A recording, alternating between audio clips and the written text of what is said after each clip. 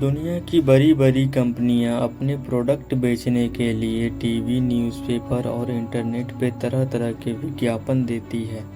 पर अमेरिका की Apple company ही दुनिया की इकलौती ऐसी कंपनी है जिसे ये सब करने की आवश्यकता नहीं पड़ती, बल्कि उसके प्रोडक्ट जैसे आईफोन आदि बाजार में आने से पहले ही बुक हो जाते हैं और उन्हें लोग खरीदने के लिए एप्पल स्टोर के सामने घंटों लाइन में लगे रहते हैं।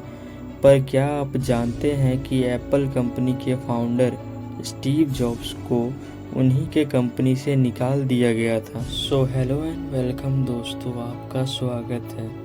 आज के वीडियो में हम स्टीव जॉब्स के बारे में कुछ रोचक बातें जानने वाले हैं। एप्पल कंपनी के को फाउंडर स्टीव जॉब्स आज हमारे बीच नहीं है, लेकिन अपने इनोवेशन के जरिए वो आने वाले दशकों तक करोड़ों दिलों पे राज करेंगे। स्टीव जॉब्स का जन्म 24 फरवरी 1955 को कैलिफोर्निया के सैन फ्रांसिस्को में हुआ था और कैंसर की बीमारी से पीड़ित जॉब्स की मृत्यु 5 अक्टूबर 2011 को हुई थी। जॉब्स 12 जून 2005 को स्टैनफोर्ड यूनिवर्सिटी के एक प्रोग्राम में शामिल हुए थे, जहां उन्होंने अपने जीवन का सबसे प्रसिद्ध भाषण स्टे हंगर स्टे फुलिश दिया था। इस स्पीच में उन्होंने अपने जीवन से जुड़ी कुछ बातें बताई थी। स्टीव जॉब्स ने बताया, मुझे कॉलेज से निकाल दिया गया था, लेकिन ऐसा क्यों हुआ इसे बताने से पहले मैं अपने जन्म की कहानी सुनाता हूँ। मेरी माँ कॉलेज की छात्रा और अविवाहित थी। उसने सोचा कि वह मुझे किसी ऐसे दंपति को गोद दे देंगे जो ग्रेजुएट हो। मेरे जन्म से पहले ही यह तय हो गया था कि मुझे एक वकील और उसकी पत्नी गोद लेंगे, लेकिन उन्हें बेटा नहीं बेटी चाहिए था। जब मेरा जन्म हुआ तो मुझे गोद लेने वाले पेरेंट्स को बताया गया कि बेटा हुआ है, क्या वो मुझे गोद लेना चाहते हैं, और अचानक वो तैयार हो गए। मेरी माँ को जब पता चला कि जो पेरेंट्स मुझे गोद लेने वाले हैं वो ग्रेजुएट नहीं हैं, तो उन्होंने मुझे देने से मना कर दिया। कुछ महीनों बाद मेरी माँ उस समय नरम पड़ी जब मुझे गोद लेने वाले पेरेंट्स ने ये वादा किया कि वो मुझे कॉलेज भेजेंगे। 17 साल की उम्र में मैं कॉलेज में दाखिल हुआ। पढ़ाई के दौरान मुझे लगा कि मेरे माता पिता की सारी कमाई मेरे पढ़ाई में ही खर्च हो जा रही है।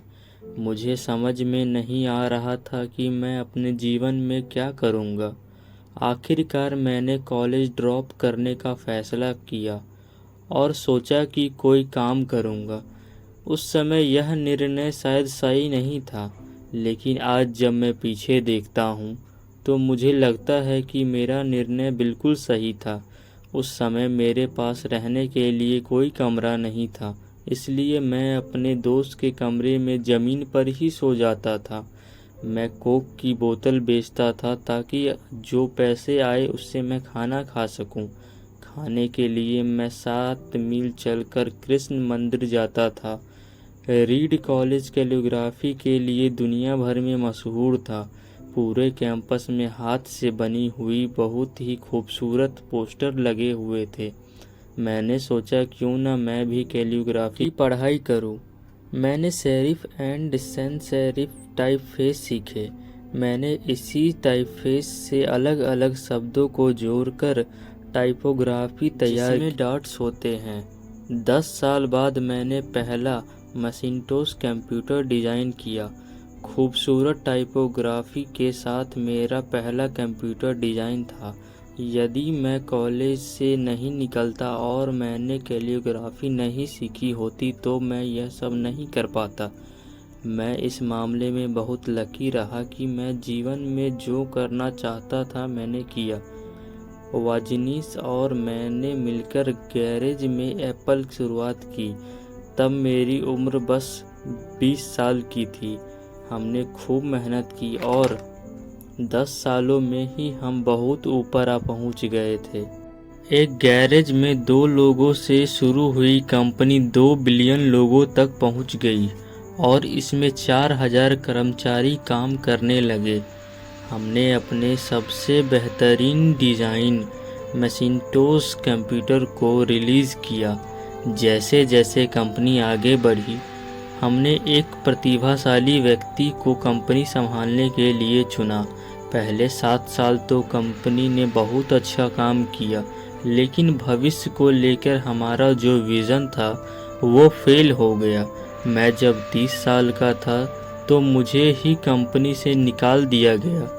मुझे लगा कि मेरी ही कंपनी से मुझे निकाला जा सकता है।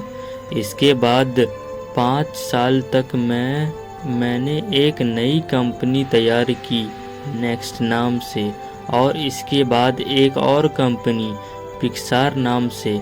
पिक्सार ने दुनिया की पहली computer cinematic feature film toy story बनाई। आज इस स्टूडियो को दुनिया का बेहतरीन एनिमेशन स्टूडियो माना जाता है। इसके बाद एप्पल ने नेक्स्ट को खरीद लिया और मैं वापस एप्पल पहुंच गया। हमने ऐसी टेक्नोलॉजी बनाई जिसने एप्पल को नया जीवन दिया। मुझे लगता है कि यदि मुझे एप्पल ने नहीं निकाला होता तो मैं यह सब नहीं कर पाता। कभी कभी जीवन में ऐसे पल भी आते हैं, हमें इससे घबराना नहीं चाहिए। आप अपने मंजिल पर नज़र रखें और आगे बढ़ते रहें। जीवन में कोई न कोई उद्देश्य होना बहुत ज़रूरी है, इसके बिना आगे नहीं बढ़ा जा सकता। जब मैं 17 साल का था तब मैंने एक कोटेशन पढ़ा था जो कि कुछ ऐसा था, आप हर दिन सोचकर चलिए कि आज आखिरी दिन है, तो एक दिन ऐसा ज़रूर आएगा जब सही में आखिरी दिन हो।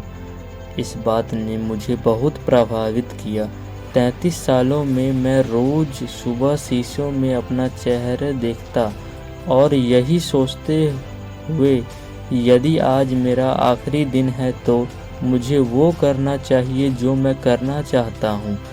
कई दिनों तक मुझे अपने सवाल का जवाब नहीं मिला, मैं जल्दी मर जाऊँगा। यह सोच मुझे जीवन में और ज़्यादा काम करने की प्रेरणा देता था।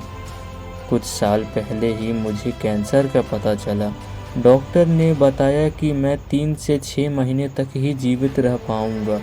मुझे कहा गया कि अपने परिवार को अपनी बीमारी और अपने काम के बारे में बता दो। मैंने अपना इलाज करवाया, सर्जरी हुई, अब मैं बिल्कुल ठीक हूँ। मैं बहुत ही नज़दीक से मौत को देखा। कोई भी मरना नहीं चाहता, लेकिन मौत एक सच्चाई है जिसका सामना सभी को एक दिन करना है।